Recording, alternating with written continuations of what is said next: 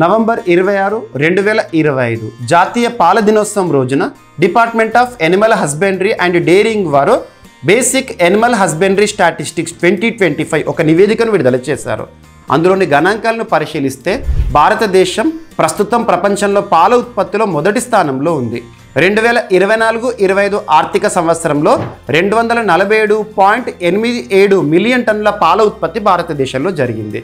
మరి పాల ఉత్పత్తి విషయంలో టాప్ 3 లీడింగ్ స్టేట్స్ ఏంటంటే ఉత్తరప్రదేశ్, రాజస్థాన్, మధ్యప్రదేశ్. ఈ మూడింటి పేర్లు గుర్తుంచుకోండి.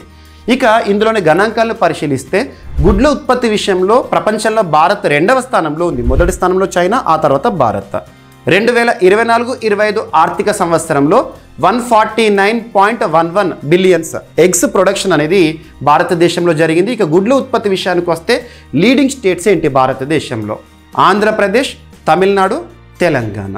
సో పోటీ పరీక్షల కోణంలో ఇలాంటి గణాంకాల పైన ఎకానమీ సబ్జెక్ట్లో భాగంగా మనం క్వశ్చన్స్ని ఎక్స్పెక్ట్ చేసి తీరాల్సిందే. ఈ వీడియో కనుక నచ్చినట్లయితే లైక్ చేయండి, మీ ఫ్రెండ్స్ అందరికీ వీడియో లింక్ని షేర్ చేయండి, మన ఛానల్ని సబ్స్క్రైబ్ చేయండి. Thank you.